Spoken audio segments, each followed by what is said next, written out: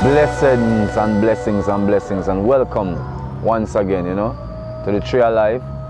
Some reasoning with I, Jerome Sage Butler. Some call me Sage, some call me Grandmaster, and some just call me Jerome. We've been having some reasoning over the last couple of movements, and we've been going through some topics, different ideas which are familiar to us. I would say topics that we usually would tend to discuss a lot because of the kind of inheritance we have gotten from the previous culture into this culture, right? So today we're going to talk about the idea of fallen angels, right? Or just angels in general. No, almost specifically in modern context, angels don't exist, or they've been redefined as human beings doing very miraculous acts, right? So are angels the mythological, right? As we were once told? Are they extraterrestrials, as some new theorists are suggesting? Are they just really energy beings living on a different dimension?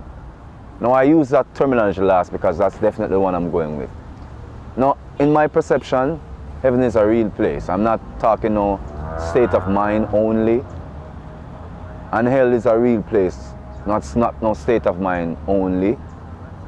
And hell is defined as the place beneath the pillars of the earth where certain of the creatures of our manipulation, our misdirection, our false beliefs, our false cultures, those beings that are led us into those ways of living, who have led us into those ways of thinking, are bound in the worlds beneath the pillars of the earth.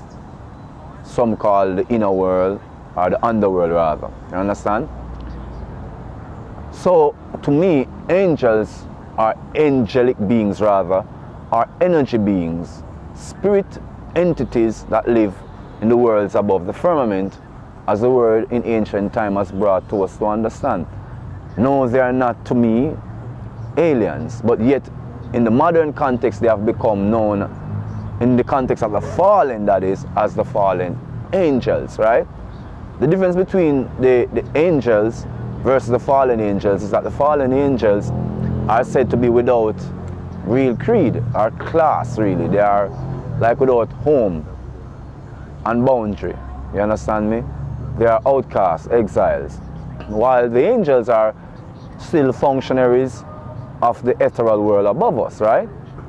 They enter into this plane in a multiplicity of form. Sometimes they're not even in complete form. Sometimes they're astral projections of them that enter onto the plane. So they're not necessarily only in a physical manifestation. Sometimes they come in as energy fields or as an energy being manifestation. The world beyond the present visible world, the world above the firmament, has been a part of our folklore for millennia. People have been fascinated to know who, what truly lives above the firmament. Many ancient texts have shown beings coming down, shrouded in what is called an halo or an energy field, entering into this plane. Modern pundits, some like myself, suggest that these things are somewhat modern forgeries, but some have been proven not to be modern forgery. Nothing new under the sun, as the word would say. So the world of life above the firmament was brought to us as a world of angelic beings headed by the divine creator of the universe, or the living cosmos as we know it, which made life in all of its forms, right?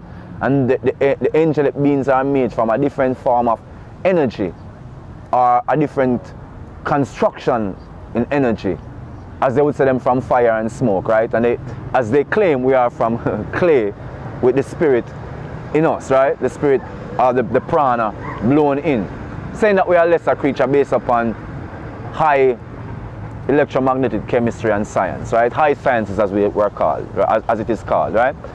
So essentially, the angelic beings are like entities that are not on the visible plane, but affect the visible plane. We have many microscopic organisms which live and have a strong impact upon our ecosystem, yet they are barely visible with the naked eye. And this is not only conjecture to suggest that there are creatures beyond the visible spectrum, but these are indicators that there are living creatures beyond the visible spectrum. Because we have understanding the quirks of all things, that energy permeates the universe, right? It said it cannot be created, it cannot be destroyed, right? It just changes form. That means that human, slower vibrational rates of energy, denser, creating matter, or the mathematics of it all, is a specific type of creature. Just like the animal in how it's constructed, though having the matter universe, but psychologically is given less of the vibratory and highly scientific mechanisms of the human mind. So the animals don't have that highly developed psyche, imagination and ability, right, that the human has. But that's a differential between human and animal. So it's easy now for one to now assert and then postulate or they conjecture that it's possible that these creatures we call angels live beyond the spectrum that is not confined to the wavelength of light that reaches the human eye, and is not confined to the dimension of sound that is the vestibule of human balance, or to touch perception in the extrasensory in terms of feeling and emotions. Because a lot of times, if we're not being too forward, that's where people tend to have these angelic experiences, that they have this deep emotional connection, and it's said that they have had a connection with a being from another plane. So it seems the deepest connection is in the most subtle of psychic energy. So these creatures seem closer to a highly vibratory state, and humans are at a denser state. Hence why it is said that they do miraculous things, because they have effect upon matter, yet not necessarily being quantified as being matter, right? Highly vibratory creatures. So I have no doubt that angelic beings are real. I am not one for the aliens, because I was an alien theorist growing up. My movement has now grown to understand that what we have termed aliens is truly the fallen angels. They are energy beings living from the other plane, who were cast out of their home, the heavenly realm. They are exiles, but they are not exiles like the fallen angels upon earth. They are cast out into the firmament, right? Into the first and the second and in between the first and the second heaven. In between the first and the third heaven, right? They are cast out in the second heaven, into the astral realms, right? They come through dreams, incantation, mantras, all manner of sutras, all manner of chants, all manner of possession and some weird principle of opening up the psyche, opening up the soul, and they come in.